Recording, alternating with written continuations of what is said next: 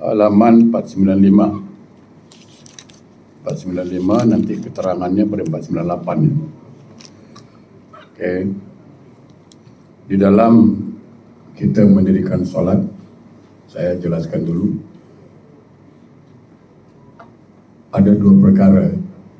Satu, ada orang mengerjakan solat. Ada orang yang mendirikan solat. Itu dia. Hati-hati. Kalau orang itu mengerjakan solat, maka dia akan kerjakan sesuai dengan kewajiban. Fatihah wajib, rukun, dia kerjakan, dia baca. Soal bacaannya betul atau tak betul, itu cerita lain. Dia rukuk, karena rukuk itu rukun. Tapi soal betul atau tak betul rukuknya, itu cerita lain. Jadi artinya orang yang mengerjakan solat, dia terperangkap dengan kewajiban, janji aku dah buat. Berbeza dengan mendirikan solat, dia akan hati-hati dan dia menguasai ilmunya itu. Bila aku menyembah Allah, bila ketikanya aku mengagungkan Allah, bila ketikanya aku disebut hamba Allah, kan gitu orang solat. Bila kita menyembah Allah, yang sebetulnya ketika solat itu, yang dikatakan menyembah Allah itu ketika sujud. Waktu sujud itulah disebut menyembah Allah. Waktu sujud itu merasakan diri betul-betul sebagai hamba abdi itu, menyembah pada Tuhan Allah waktu sujud itu. Ketika rukuk itu mengagungkan Allah. Jadi ketika dia rukuk, orang Jepun kalau rukuknya, Jepun kalau hormat pasti rukuk dia. Tapi rukuknya manusia tidak akan pernah sampai seperti sholat. Jadi rukuk itu mengagungkan Allah itu. Bila dia menyembah Allah, ketika dia sujud.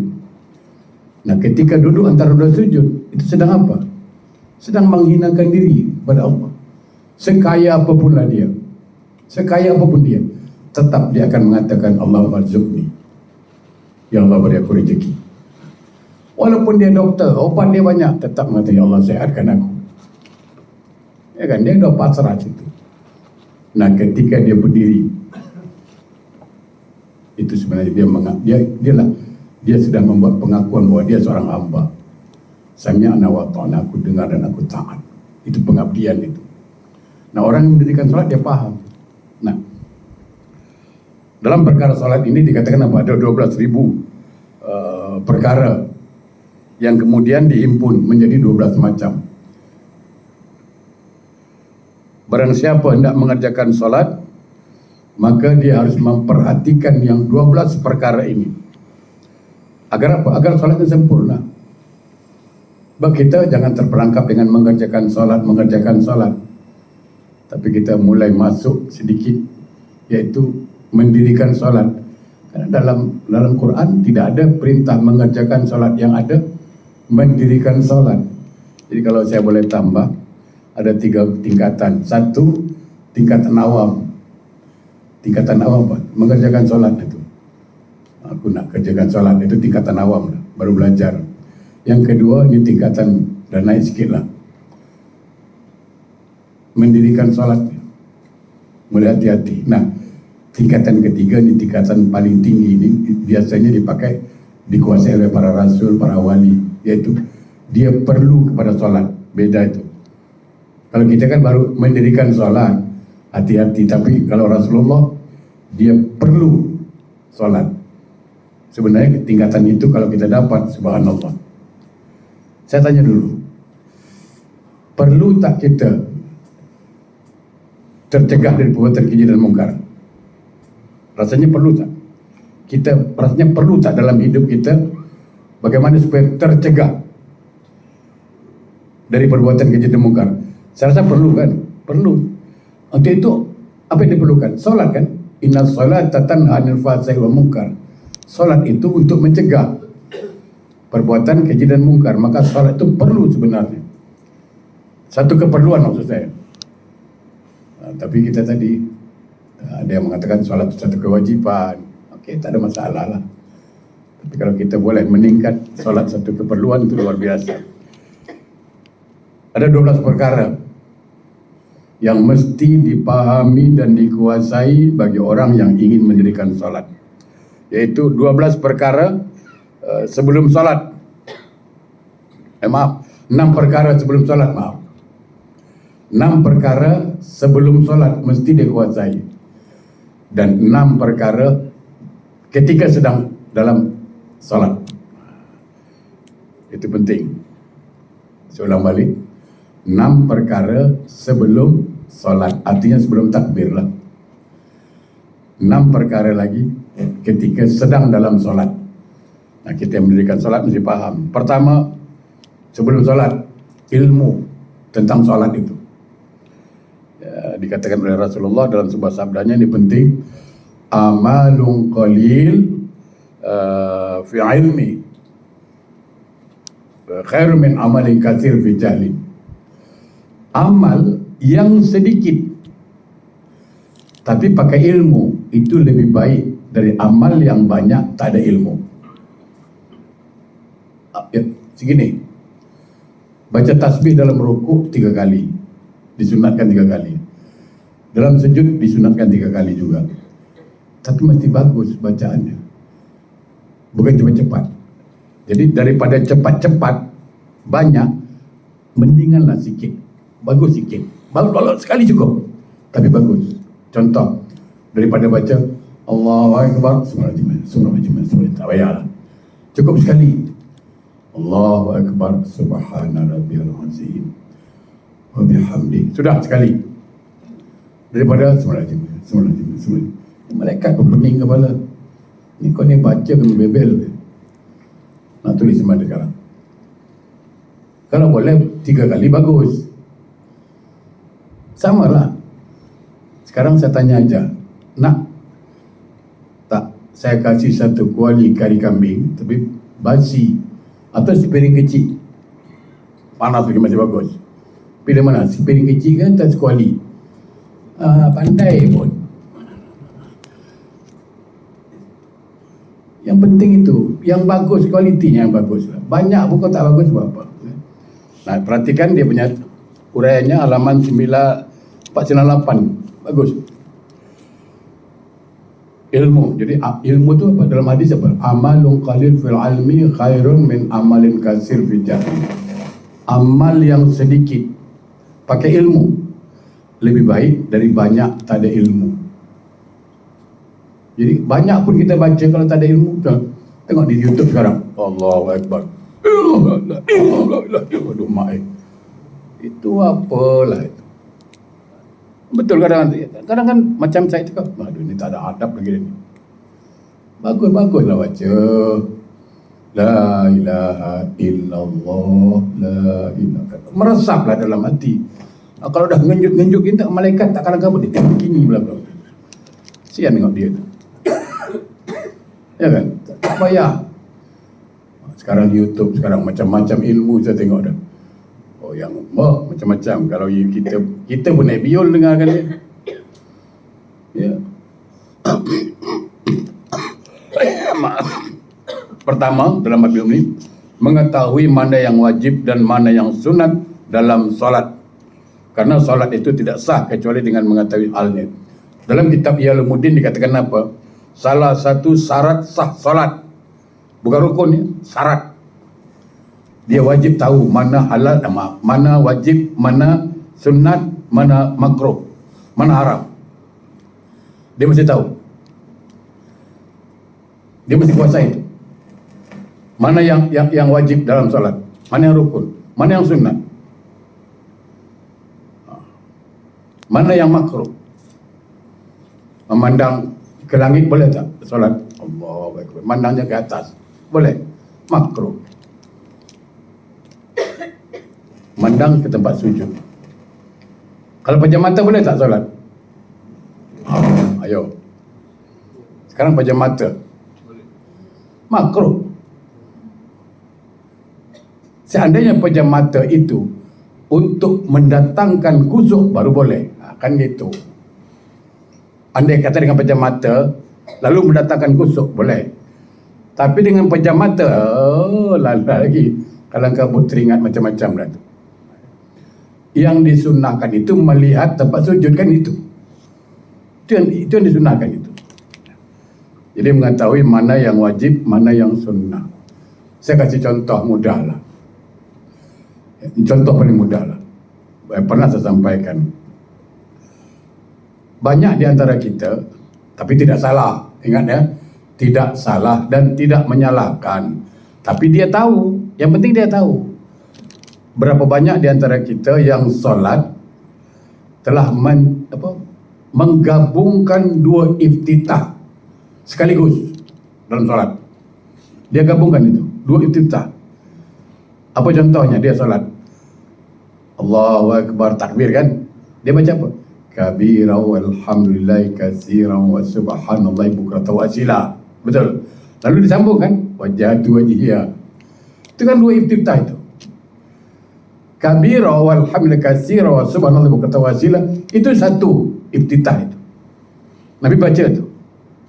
Nabi baca itu. Wajhatu itu satu iftitah lagi. Tapi ada yang menambah, inni wajhatu ada. Nanti kita tengok, ada orang baca inni wajhatu wajhiya lillazi. Ada.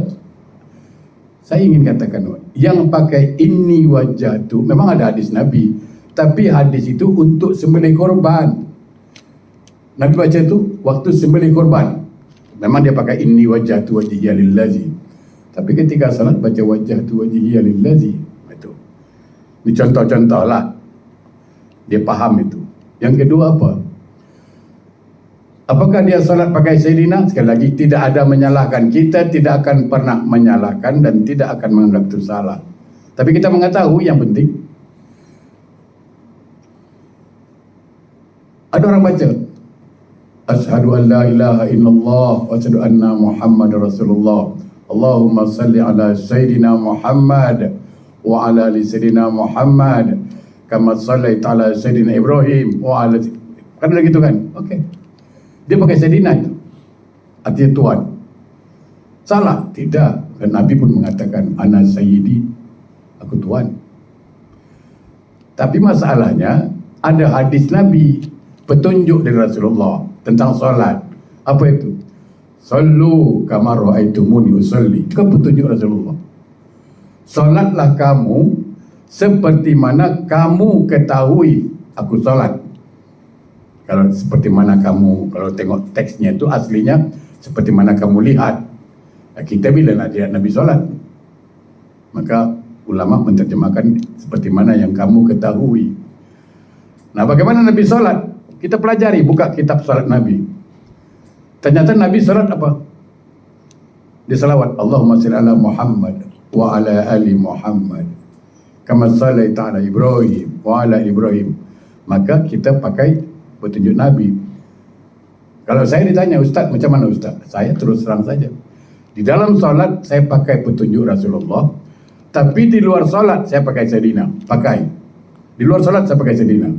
Allahumma shalli ala Sayyidina Muhammad wa ala Sayyidina Muhammad, saya pakai. Dalam solat saya tidak pakai Sayyidina. Kenapa? Karena Nabi mencontohkannya begitu demikian. Tentu kita ikut contoh Nabi ini masalah. Nah, itu.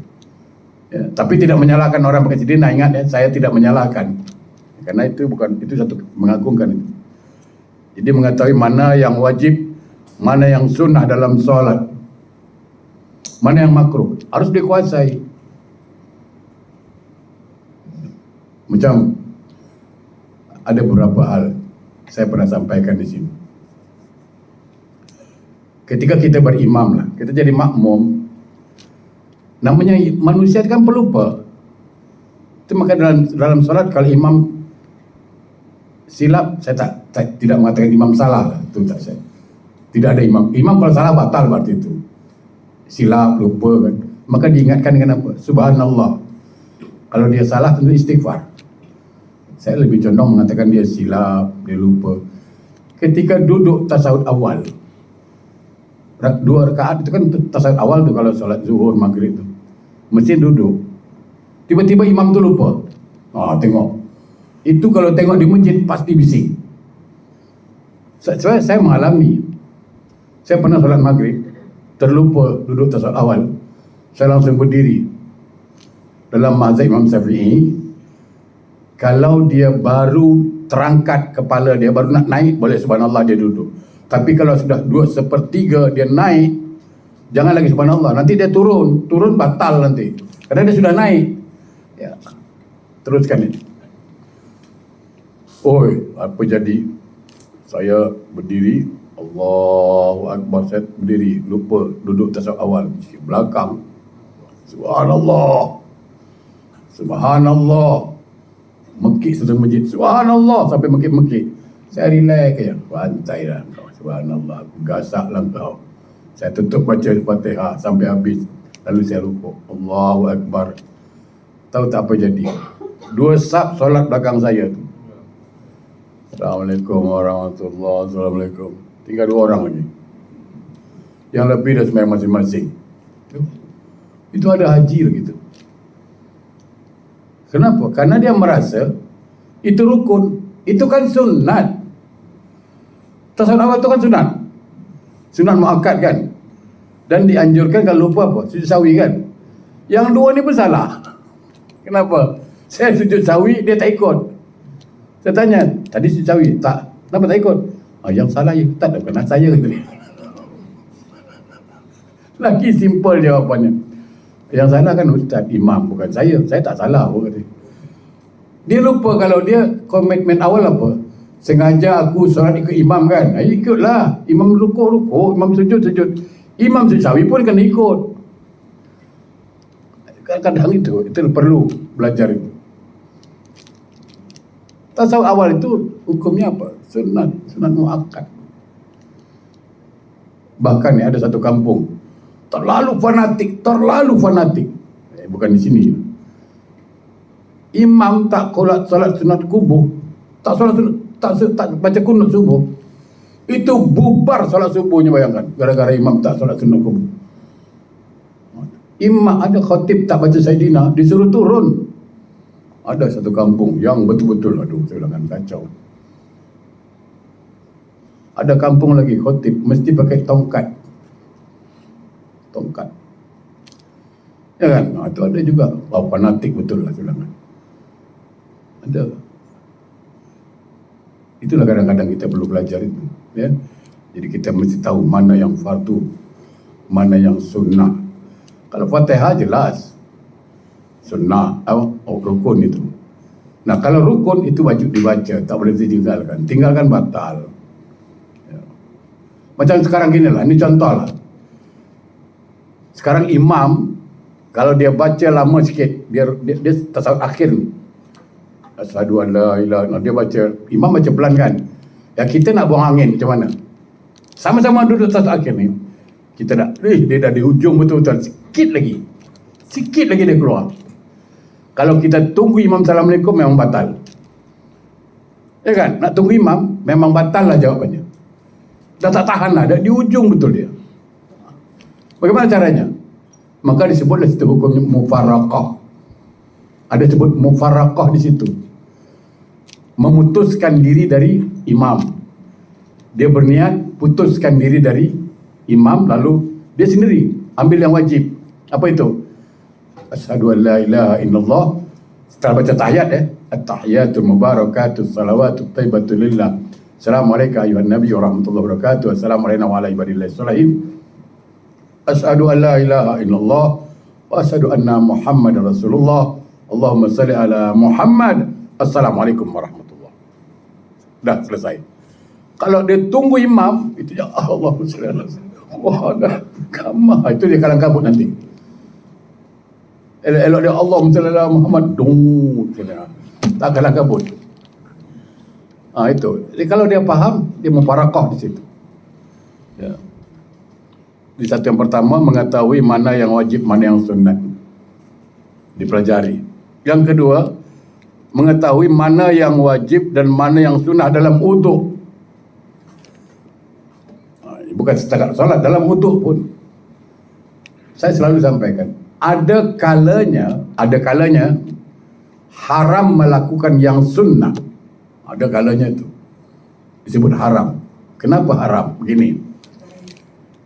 Tak ada air? Bukan tak ada air. Ada sebabnya. Jadi gini contoh. Subuh masuk 5.45 kan, Singapore time. Singapore time.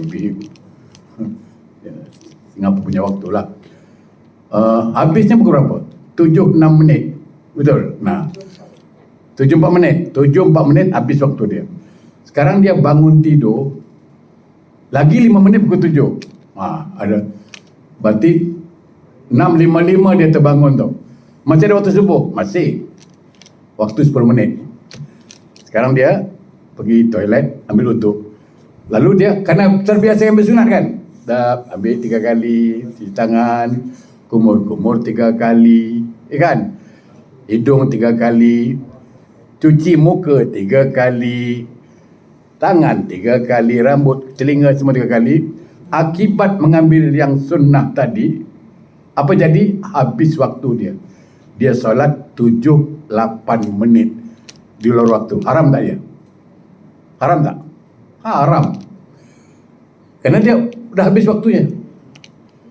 Maka ketika itu dia tidak lagi mengambil yang sunat, tapi yang wajib. Apa? Dia niat cuci muka sekali, rata, tangan rata, rambut, kaki selesai. Tak payah, kumur-kumur tak payah lagi. Telinga tak payah, kerana di situ. Sebab kalau dia lakukan nanti, tinggal waktunya. Nah itu. Jadi haram ni bukan soal ambil uduk, ketika dia ketinggalan solat dia.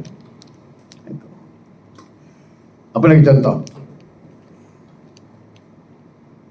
Perempuan istiadah tahu? Tak tahu lah perempuan istiadah. Laki-laki tak ada istiadah. Istiadah tu darah berpenyakit. Kalau laki-laki ada penyakitnya buang angin, kejap-kejap buang angin, kejap-kejap buang angin. Ada tu kan, masa turun kencing-kencing tu, tu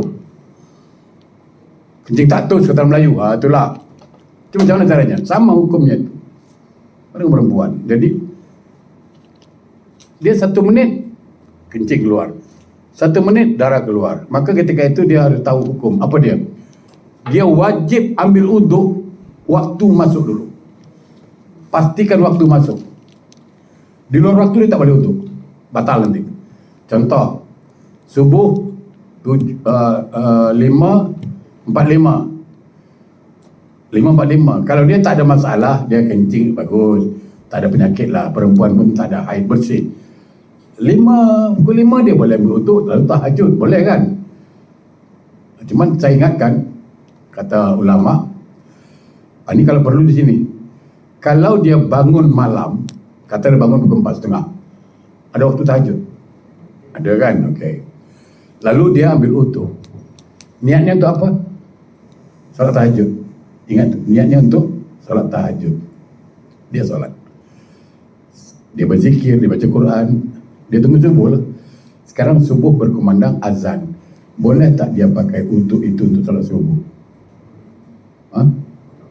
Tak boleh. Kata ulama tak boleh. Kenapa tak boleh? Kerana peruntukannya untuk solat sunat tadi. Sunat tidak boleh mengalahkan yang wajib. Itu.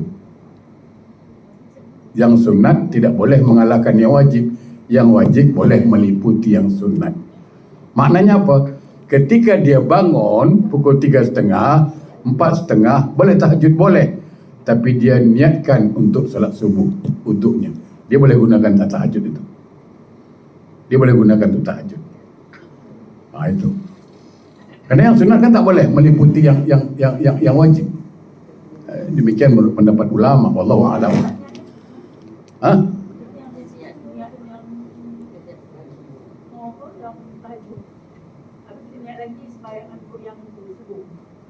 Uduknya, ya, betul. Makanya kita beruntuk untuk peruntukan untuk subuh kita buat. Ambil untuk subuh, boleh diuntukkan untuk apa? Ya, untuk tahajud. Gitu. Kecuali berpenyakit tadi, berpenyakit itu dia mesti waktu masuk. Dia tak boleh di luar waktu. Jadi subuh 5.45, kerana dia berpenyakit, dia ambil uduk 5.40, tak boleh. Kena batal nanti itu. Maka dia wajib ambil uduk waktunya masuk. 5.45, okey, dah waktu masuk, dia azan, waktu masuk. Yang berpenyakit, sama ada kencing tatus atau buang darah mengalir terus, ya kan? Dia masuk ke bilik mandi, dia bersihkan semua menurut keyakinannya bersih, lalu dia berwuduk tanpa berhenti, langsung solat. Tak boleh lagi. Oh, tiba-tiba telefon pula berdering. I call you later, batal. Tidak boleh berhenti, dia langsung solat di situ. Karena dia dalam keadaan keluar terus. Itu. Dan boleh digunakan untuk satu waktu solat saja. Kalau tidak solat lagi, ambil wuduk lagi. Hanya satu waktu. Solat subuh ya subuh saja. Dia tak boleh lagi solat sunat. Satu waktu, karena dia darurat ya. Sama dengan orang asyik terkentut aja. Udah, dia ambil wuduk, langsung solat. Tapi kalau dia kentut batal. Bila dia nak solat? Allahu Akbar tu dah. Ketika solat dia kentut Dia berpenyakit atau tidak? Itu tergantung. Kalau bang sudah setiap 1 minit dia kentut, 1 minit dia nampak. Dia punya tak bless kata orang. Bocor kan macam mana? Itu. Cuma dia tak boleh jadi imam lah. Kecuali imam punya kentut juga, berlawan lah kau. Ya kan? Imam baca Bismillahirrahmanirrahim, dud, pam. Ar-Rahmanirrahim, dud, pam. Ya kan? Jadi kita harus tahu mana yang sunnah dalam wuduk. Saya ingatkan lagi, minta maaf lah. Sama dengan mandi junub. Sebaiknya mandi junub macam mana? Siram dulu badan ini dengan air yang biasa, rata bersih. Baru masukkan sabun atau sampo. Sebab kalau awal-awal sabun dan sampo, dikhawatirkan bukan menjadi air mutlak, tapi air mustakmal. Karena bercampurkan air itu nanti. Itu maksud saya. Jadi siram dulu dengan air yang mustakmal, air mutlak. Sudah bersih, dah rata, baru kita basuh dan bilas lagi. Gitu. Itu menurut ulama. Yang ketiga, mengetahui tipu daya setan sehingga dia boleh memeranginya. Itu. Okey. Salah satu tipu daya setan dalam wuduk apa? Banyak-banyak ambil air. Itu kerja setan itu. Banyak pakai air. Yes. Oh, yes lah dah. Ha? Wuduk boleh yang berpenyakit boleh gunakan untuk solat sunat dan solat wajib. Tak boleh? Terus wajib je. Wajib. Tak boleh sunat lah. Kalau dia bersunat, ambil lagi. Kalau orang sakit, bagi orang sakit ya. Maknanya satu Satu solat. Satu solat. Ya. Okey, yang pertama ilmu. Yang kedua, wuduk. Itu lain. Macam mana? Bukan, ya itu kan kalau makro, kalau banyak air itu makro. Dan memang kalau dilihat itu dari hadisnya apa? Firman Allah apa? Al-mubazir min amali syaitan. Mubazir itu amalan syaitan dan juga tidak dibenarkan. Pakai air banyak-banyak. Bahkan memang kadang-kadang bisa jadi haram nanti itu. Karena amalan syaitan. Dan itu memang salah satu gangguan dalam solat itu. Ambil wuduk. Jadi wuduk, bagaimana sabda Rasulullah, la salata illa bituhur. Tidak sah salat melainkan suci. Okey. Kembali 498. Sempurna wuduk dengan 3 perkara lagi.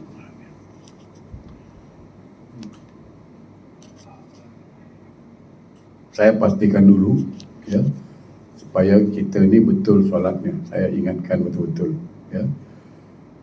Rambut jangan sampai dicat. Dia panggil apa? Didai. Kecuali diinai boleh lah. Diinai itu boleh. Tapi buat apa diinai? Ada beruban-beruban je lah, selesai masalah. Kadang ulah lah. Supaya orang anggap kita muda. Tak bersyukur jadi orang tu. Ya kan, macam saya ni beruban. Nak masuk joget kelab malam, malu apa. Tak beruban. Tapi kalau hitam, mana orang tahu muda lagi apa. Ya paling tidak itu kan buat nasihat lah.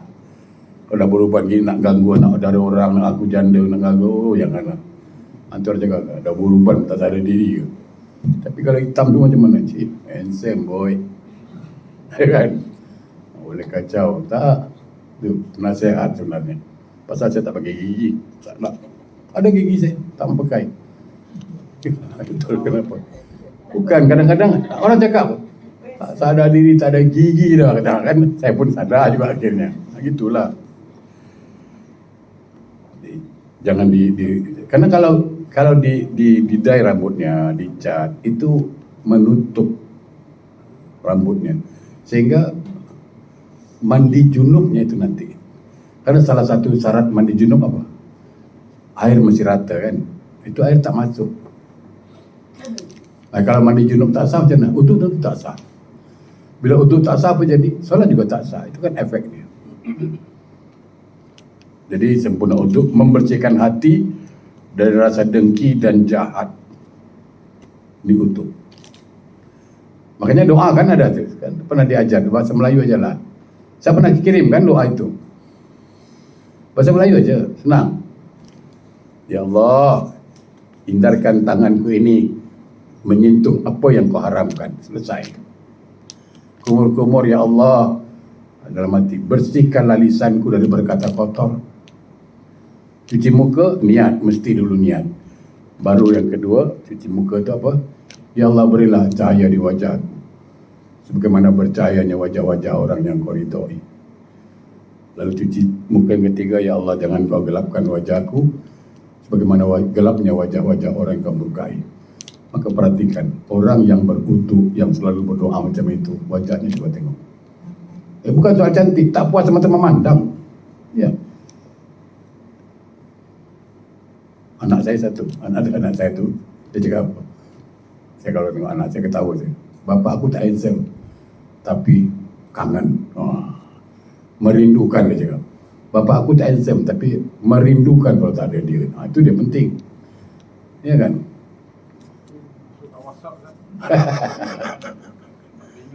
kan. Cuci muka. Pertama niat.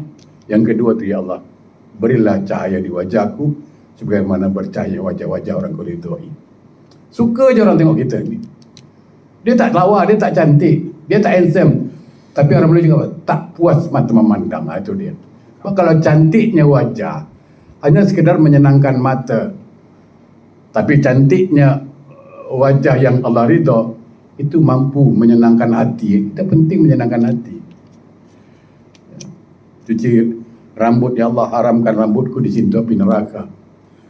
Cuci tangan, ya Allah, berikanlah kitab amalku di tangan kananku, jangan kau berikan kitab amalku di tangan kiriku. Cuci kaki, ya Allah, kaki kanan, tetapkan kakiku meniti sirat.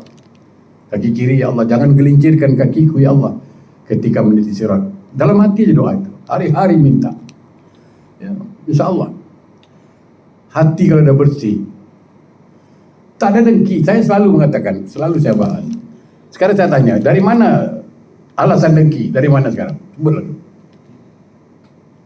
Duit banyak dia, adik-beradik dia dapat duit banyak. Saya katakan, tidak ada alasan. Satu, Allah yang tentukan rezeki, betul tak? Artinya kalau kita dengki dengan rezeki orang, berarti kita komplain Allah.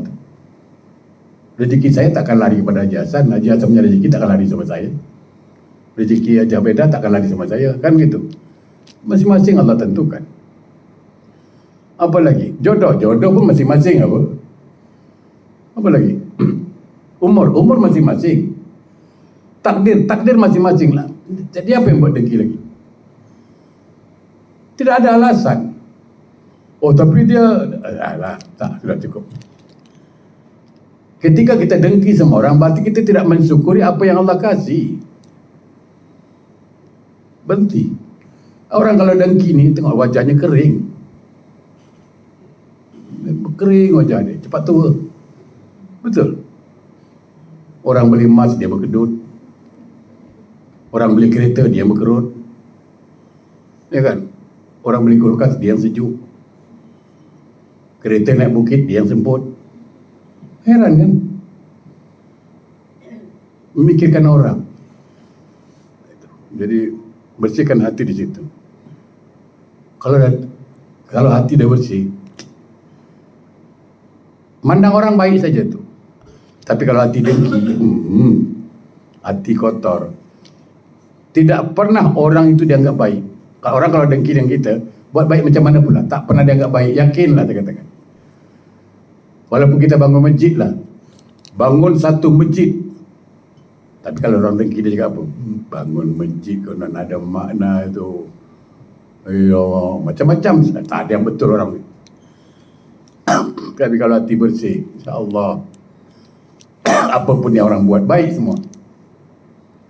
Kadang orang jahat dengan dia, kita anggap baik juga lagi. Kerana hati kita bersih. Yang kedua, bersihkan badan dari dosa. Itu dari doa tadi. Ya.